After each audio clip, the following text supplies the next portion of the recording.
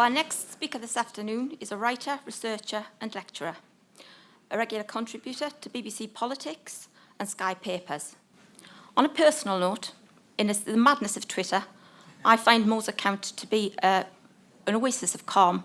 Her measured and intelligent tweets, it's a personally favourite account of mine. So I was very pleased on Thursday night when she told me that she'd finally joined the SDP.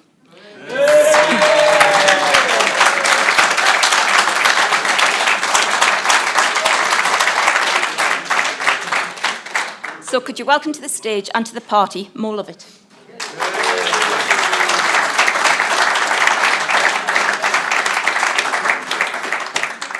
Hello, comrades. I find it very strange. Some of you might know me from Twitter. I am a little bit gobby on there these days. And you might know me from Sky TV if you're up very early on a Saturday or Sunday morning. But that introduction, how Paula described me, still I have to pinch myself a little bit because up until recently, I was a very successful theatre producer. I worked in the arts for 15 years, and I was freelance and I was never out of work.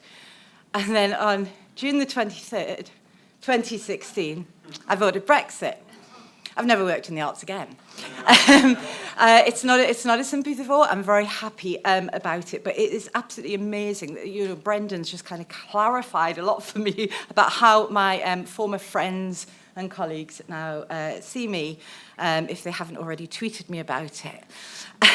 But I'm very happy with my new life because Brexit kind of politicised me again. I'd been interested in politics as a student, and then I'd gone all artsy, liberal, lefty, wokish, and then I voted Leave for very many of the reasons that you all talk about, and I now have a really exciting job where I go around meeting Leavers groups. I was in Burnley last night, Manchester the night before, and people are talking about, Leavers all over are talking about some of the themes that William talked about today. So I've been sort of revolutionised, I've been repoliticised, and I've kind of thrown myself right into the Brexit debate. And having been a politics student, I look at politics today and I think it's bloody mad, isn't it? It's really bloody mad. Left is right, right is left, wrong is right, all the rest of it. You know what I mean, right? Humbug, bad. Fascist, Nazi, fine. Bang on Jess Phillips' window pane, bad. Throw a milkshake over a Brexiteer, you're fine. Okay, I mean, this is really weird. But the other thing I find really weird about politics at the moment is on the right, you've got Conservatives talking about honouring the will of the people and popular sovereignty. These are Conservatives, okay? On the left, you've got so-called socialists, and all they ever do is bang on about trade deals and the impact of Brexit on business. What is going on? It's disingenuous bollocks, it is. Everything's upside down. But when I stopped getting all the arts work in and everything, I started teaching politics and sociology just on a kind of freelance basis. And I say to my students, I'm actually quite jealous. They are living through really interesting political times. We talk about all the turmoil and the toxicity and how it all makes us feel, but these are really interesting. I say to them, I'm quite jealous that I'm not a student today. I mean, that's not strictly true, because I think if I was a student today, I'd be a Remainer, right? And that's an interesting thought in itself. I was talking to some Danish students the other morning in Manchester. They wanted specifically to talk about Brexit, and I knew they'd met a local UKIP candidate, so I decided to put the left-wing view of Brexit to them. And they'd never heard it. They didn't know there was a left-wing view of Brexit. They just hadn't a clue. I'm not sure I changed any minds. They were almost all... I said, what would you have done if Denmark had had that referendum? They all said they would have voted to remain, apart from one guy. And I thought, oh, good, there's one. As the kind of seminar, it just turned out he couldn't be asked to put his hand up, actually. He was a Remainer. But I say to my students, these are really, really interesting times, because when I was a student, now, I don't want you to do the maths here because I was a mature student. I didn't go to university until I was about 26, okay? But it was the Blair years.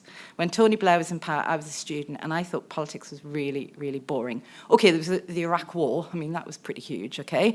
But generally speaking, it was really, really difficult to see the difference between the parties, the two main parties. If you think about John Major, Michael Heseltine, Tony Blair, Gordon Brown, all the people who figure in our debate right now, just didn't seem to be enough to differentiate between them.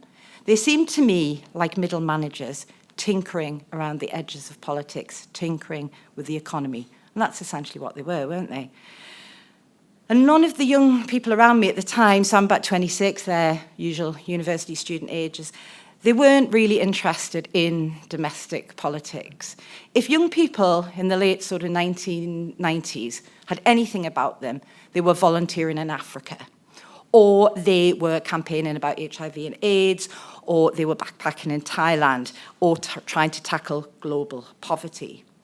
And I think it was about then, during this period, that idea of the global citizen really began to take hold. And what being a global citizen, what this new kind of politics meant to these young students, it meant campaigning, going on protests, signing petitions, and all of these things are great, okay, obviously, there's nothing wrong with those things. But what they were about was affecting a small change here and a small change there. It was about putting a bit of pressure on and influencing the debate somehow. But what they never thought they could do was have control, okay? They didn't see themselves as agents of their own destiny, as having control of their own lives. Take back control would have seemed a really strange idea to the students when I was there. Because they lived in this new globalized world, there was no alternative to the market. It was the end of history. A butterfly flaps its wings in Mexico and everything would be in chaos, right? That was kind of the environment in which they grew up. And while all this is going on in domestic politics, these grey-suited middle managers, the Majors, the Blairs, all the rest of it, they plodded on, becoming ever more technocratic. We entered an era in domestic politics where every political decision needed to be impact assessed. It needed to be evidence-based. Blair introduced this thing called the Little Green Book into the Treasury, which meant that every political proposal needed to be appraised economically before funding could be committed to it. And this is a very conservative idea, right? It's let's not commit to a vision, to a policy, unless we can impact assessment first. And so from then, the technocrats and the experts really began to take over. So I know we've heard it a little bit today, and I hear it a lot, that young people have been brainwashed over the EU, or that leftists have taken over the universities. I mean, it's true. I'm not going to deny it. There's certain truth to that. But I think there's a bit more to it, because those students, when I was at university, are now the teachers, the academics, the artists, those that hold the kind of cultural capital in our society today, they were the students of those Blair years. And it's no wonder politics seemed so boring to them back then, because they were effectively shut out of it. So lo and behold, in 2016, when some of us were arguing for take back control, for national sovereignty, and we won, can we just remember that? We actually won.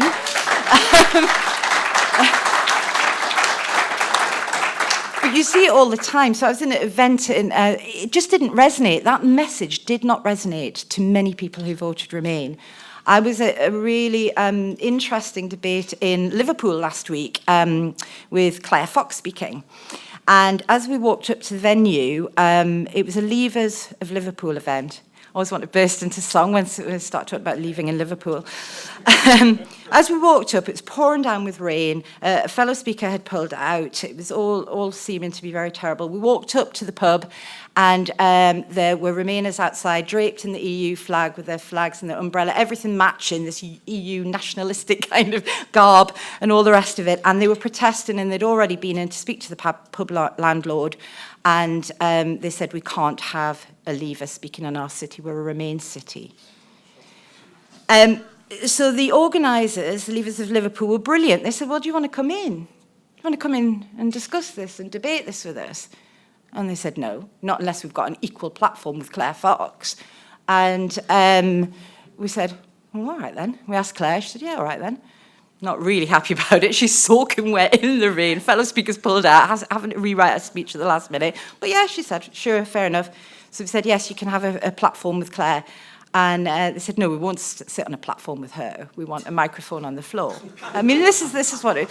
So anyway, my job for the night was to kind of go around with a roving mic, just kind of taking contributions. And the chair was brilliant. There was about 2/3 leavers and 1/3 remainers. And I suppose my point is they're completely talking at cross purposes. Absolutely. We're talking about a different set of values. That idea of taking back control just does not resonate with them. It was funny, the only instruction I had is if anybody starts shouting Nazi and fascist, you take away the microphone. And right at the very end, this woman stood up and started calling us all Nazis and fascists. So I took the microphone off. And she had the cheek to say I'd denied her free speech. She'd been in the group outside that had been protesting and trying to have the meeting shut down, and she protested I'd taken away her free speech. But anyway, so there's a reason. I think there's a reason why so many of those global students, those global citizens of the time I was at university, don't understand this. And what's made it worse is we were arguing to take back control for our government, to take back control of our laws, and we found out the politicians don't bloody want it. They don't want to take. They've forgotten how to govern. They don't want to govern. They're so used to outsourcing their political decisions to the Commission in Brussels, they've totally forgotten how to do real politics.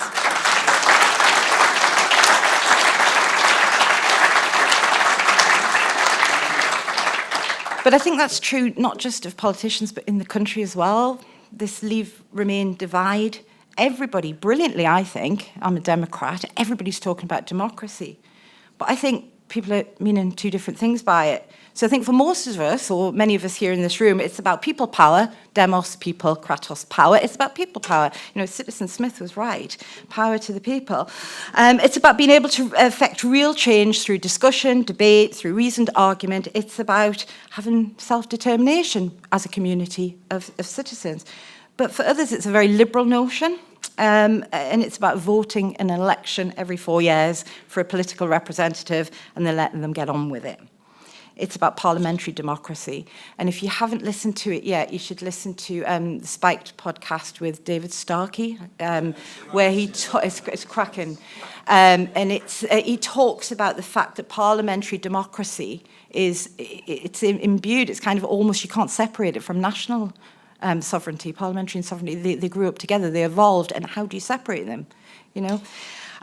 So for them, it's about parliamentary democracy, not kind of people power, and it's about obeying the rule of law, even, you know, if they start making the laws up retrospectively and declaring things unlawfully.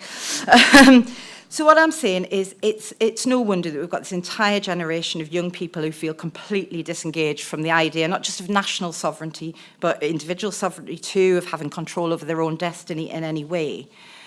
And I think that's also why they have so little affinity with the nation state, why they feel they're citizens of the world, not citizens of the UK. So I was at another event, I told you I get about now, theatre, who cares?